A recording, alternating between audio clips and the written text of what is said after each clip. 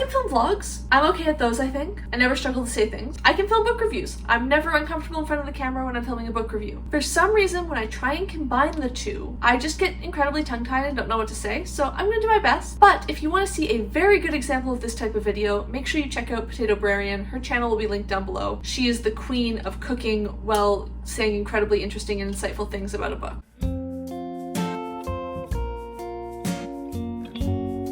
Hi everyone, Rosie here. Welcome back to my channel, and welcome to Book and Bake episode 4? I think this is the 4th version. I mean, this is technically a book and cook, but I don't know, something about book and cook just sounds really off to me, so we're gonna call it a book and bake anyways. Today I'm gonna be talking about How to Be a Tudor by Ruth Goodman, which is a fantastic book, which I will get into in just a moment. And I'm also making yellow split pea soup. I think that's what it's called. I don't know, I just call it split pea soup.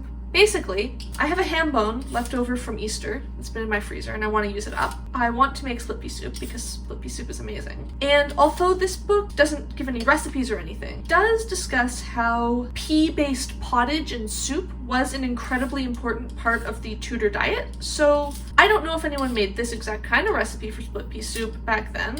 Like I said, this is a kind of lazy version. I'm not doing much research at all. Not that my research has ever paid off in the past, so it's probably fine. This is something that theoretically probably could have been made. I think they had onions, they had carrots. I assume they had celery. I don't know. They definitely had peas, and cured pork products were an important part of the Tudor diet, so we're making split pea soup. And this is more justification than you need. The recipe will be down below. I don't think I'm going to talk about what I'm doing as much for this one because I mostly just want to talk about the book, but we'll see. I have been saying for ages that I loved Ruth Goodman's book, How to Be a Victorian, and I would like to issue a correction because I realized I haven't actually read her other books. She's got How to Be a Victorian and then a bunch of other things as well that are along a similar theme. It's kind of her thing. I guess I just read the title and assumed I was going to love it, so I, in my head over time, assumed that I'd already read other books by this author, I guess. I don't know. I'll definitely read it in the future now, but I'm sorry, I've misled you all. Yeah, I guess I should get on with talking about the book since that's what I actually want to do. How to Be a Tudor is all about the day-to-day side of the Tudor period. So history, not looking at names and dates and battles and monarchs and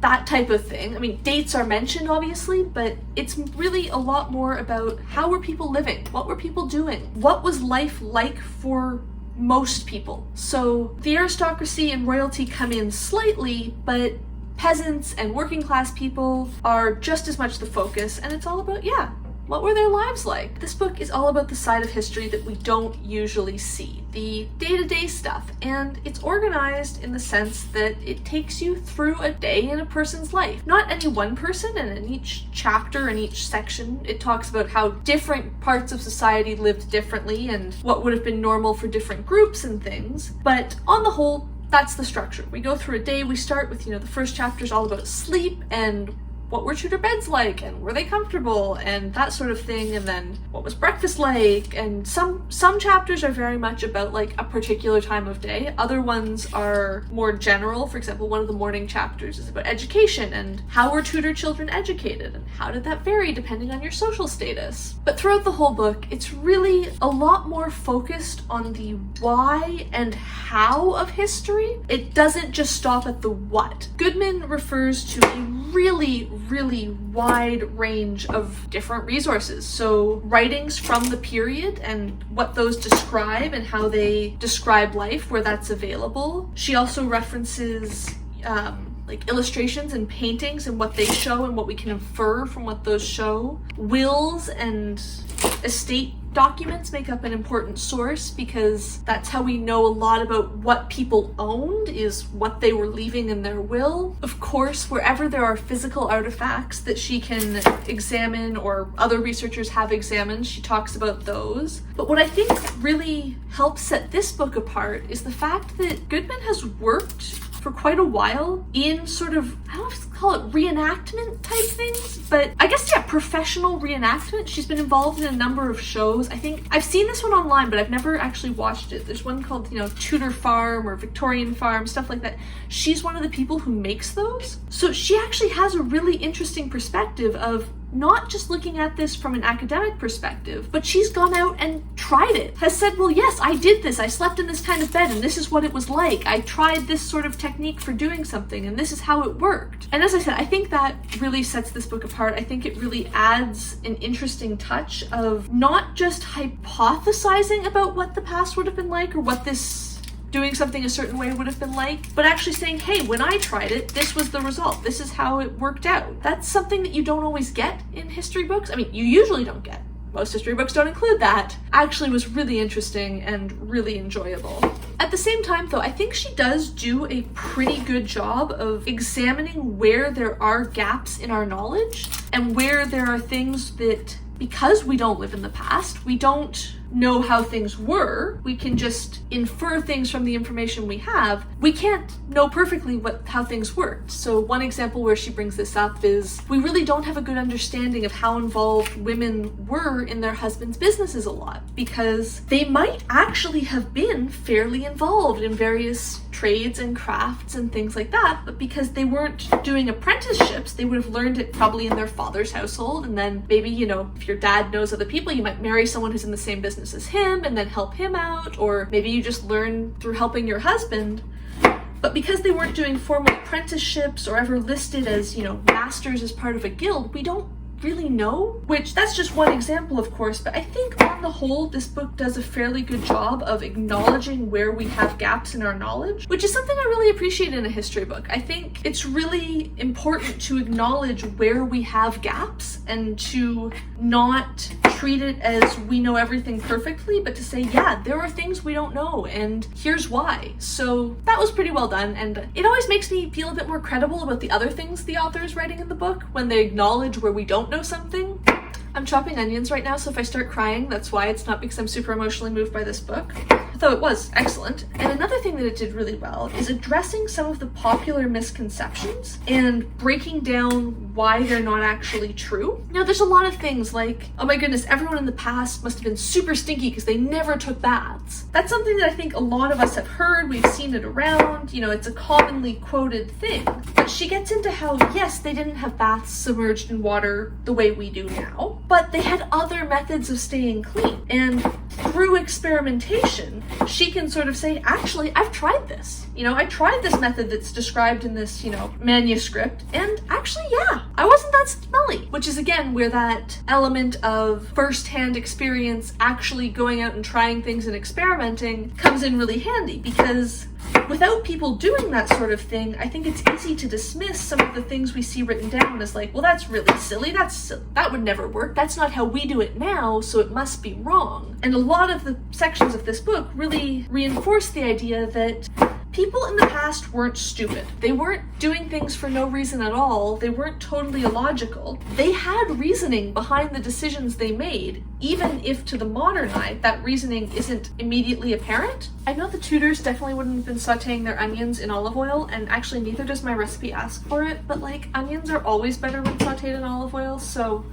again, this is a loosey-goosey interpretation of a recipe, and we're rolling with it. Okay, hopefully my onions aren't sizzling too loudly. In line with discussing the fact that, you know, we have a lot of misconceptions about the past, and a lot of things we know aren't necessarily accurate or really based in anything, I think on the whole, Goodman does a pretty good job of being balanced about her approach. I think in this type of book, there is a bit of a risk to falling a bit too far on the other side of the spectrum and going, you know, the past was incredible, everything was right, we should all be doing it this way, there was nothing wrong with how things worked. And she doesn't do that at all. Well, she does explain, you know, why people did certain things certain ways and why things were different to how our perception of that must have been. She does still acknowledge that the past could be a brutal place. I think one chapter that really exemplifies this is when talking about food. And she talks about how, you know, a lot of the food in the Tudor period could be very healthy and really good. And there were a lot of benefits to, say, the way they farmed and the fact that they did mixed crops. You know, you wouldn't usually sow one field with just one type of grain. You'd have a mix because you don't know what the summer's going to bring. So you throw in some that are good in wet weather and some that are better in drier weather and some in a hotter summer, etc. So she can talk about how that was beneficial, while also acknowledging that, yeah, their agriculture wasn't perfect and famines were a real risk. And yes, food could be very healthy, but a lot of people really didn't have a very diverse diet, and starvation was a thing. That's obviously just one example. There's multiple elements of the book that discuss that sort of nuance between, yes, some things were done better than we would think, for example, but also here were some issues that also arose. That being said, this is not universal, and there were certain parts of the book where I really felt like that could have been improved on, and more discussion and more critical reflection could have been good. For example, and this is, trigger warning for animal cruelty, there is, of course, a section on cockfighting and bear baiting and bull baiting and that sort of thing, which was really violent. And the cruelty towards animals is really, clearly described in this book. But I felt that that was sort of lacking in discussion and nuance. Again, this was just one section. It could have been improved slightly, and there could have been a bit more acknowledgement of what was being discussed here, I guess. Like I said, the recipe doesn't call for sauteing anything before you add the water, but who doesn't like some nice sauteed veg? It's such nice flavor. So let's let that simmer for a minute before we move on. Or not simmer, saute. This is what we're doing. Get it together, Rosie. Okay, things have sauteed for a bit. They're looking and smelling amazing. And I've had a snack. So I'm ready to now add my split peas. I've got, here, I'll show you the unopened bag because they're just, basic yellow split peas. I got them at the grocery store. This recipe calls for 2.5 cups of peas to 1 ham bone. I had just shy of 2 cups of peas left over from last Easter. However, we're moving very soon. More info on that coming later. Not in this video, in another video. Stay tuned if you care about my housing situation. So basically, I had just less than 2 cups left. I could have done a small batch, but I want to eat this for my dinner all week because, split pea soup is amazing. So I bought another bag. But, like I said, we're moving. So, I'm thinking this is going to be like a triple batch. I don't know. I'm winging this at this point. We're just putting peas in the pot, and I'm roughly measuring so that I can know how much water to put in. Also, yes, I know I shouldn't be using a liquid measure for dry ingredients, but it's soup. How precise do you want me to be? And 6 cups. So I guess that's only slightly over a double batch. That math checks out, right? Okay, then I should put water in that before it sticks. Put in 12 cups of water. We're gonna start with that. I might add more as it cooks, but I like my soup thicker. I don't like watery soups. You did sign up for a book and bake, so there's gonna be some cooking in here, not just books. I won't show you the ham bone because it doesn't look very pretty. A few chunks of ham that were left over as well. And I guess what's left is a buttload of salt and some bay leaves. Crisis averted. I thought we didn't have any bay leaves. And I was going, how can we not have any bay leaves? I thought we had huge quantities of bay leaves. And yes, we do indeed have huge quantities of bay leaves. So let's chuck a bunch of these in. Turn that up, bring it to a boil, and finish telling you about this book. Overall, I really liked the content in this. I thought it was really interesting. Honestly, personally, I would have liked it to be even longer and more detailed. I understand why it wasn't, because I know I'm kind of an outlier in that audience, and that most people probably feel like if it had been twice as long, it would have been an 800-page book. That probably is too much. That's probably too much detail for most people. For me, it could have been more. The content and the writing style were great. The tone, the way she talked about things, all of that, super good. Would have loved to read more. The only point that let it down a bit for me was in the execution of the writing itself. Sometimes it just really felt like she'd written a paragraph and then written another paragraph at a totally separate time and just put them together. I found in some cases between chapters and between paragraphs within chapters that there just wasn't enough transition. Maybe this is a me problem because I feel like I've called several books out for this recently. Maybe I'm imagining things, who knows. But basically, I felt like there could have been a bit more wrapping up one idea and transitioning into the next idea as opposed to just boop, boop. Minor details, this book was really good. That being said, there is one other element that I'm not upset about it, and I'm not upset that the content was in there, it just felt a bit poorly organized, was there were certain sections where it felt like she really wanted to talk about one particular thing, And that's cool. There's a whole section about the brewing of ale and the brewing of beer, which was fascinating. I loved reading about that. It was super cool to hear both like based on historical documents of what we think was done, and then also when she tried to recreate this stuff, what were her experiences? How did it go? Fascinating stuff, super interesting. However, it really dominated the chapter it was in, which was theoretically about supper or the evening meal. Now, that's fine. Maybe there wasn't that much else to say about supper. But for me, it felt like there could have been a separate chapter all about brewing and drinking culture, and that didn't have to be quite so interweaved with the chapter it was in. So it wasn't a problem with the content within the chapters, just that sometimes it felt like things were a bit unbalanced because of how much content she put on one topic and not another.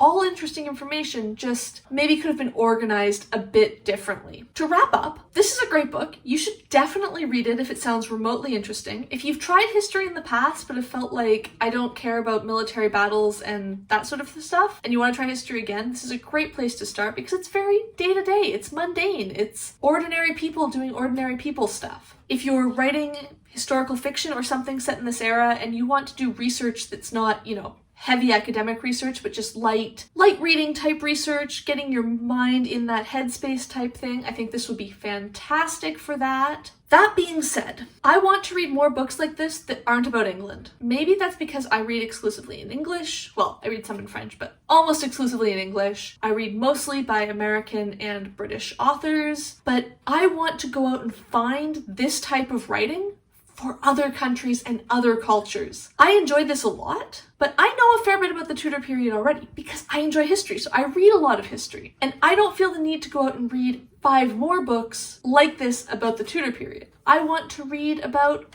I don't know, some pivotal moment in Russia's history, or some interesting period in China's history, or I don't know, something like this, but about a specific area of North America pre-colonization. I want to get this sort of information and this sort of type of history for not England. Again, not that I don't like this stuff for England. I've got actually several books on my TBR or like to buy list that are similar types of things about different periods in English history. I enjoy them, but reading this also really made me realize that like there's other times and places that I know even less about and that I would love to learn this information about. I know a little bit about the, imperial history of China, very little, but it would be fascinating to find out, in a certain dynasty, what were the peasants wearing? What were they eating? How did the agricultural system work? How did the trades work? I know none of that stuff and I would love to learn. So if you can recommend any books like that sound sort of similar to this, about everyday people, about what life was like, but in different places and different times, I would love to hear those recommendations down below. Also, does this book sound interesting to you guys? Am I the only one who finds this fascinating? I hope not, but if so, thank you for sticking with me. It's like 3 hours later now, so I apologize if the angle has changed. I know the lighting will have, but the soup is ready. Don't be put off by the fact that it looks like puke. I mean, I will be the first to acknowledge this is not a pretty food, but if you've never had split pea soup with ham, try it out if you ever see it. Like, it's really good. Actually, this is my first bite, so let's try out a little bite. Did I get this right? I hope so, because I made a huge pot of it. That tastes delicious. Okay, so I think basically all I had to say was the soup is good, the book was amazing, you should check it out, and if you like this video, please give it a like down below. If you'd like to see more of my videos, please hit subscribe, and thank you for watching.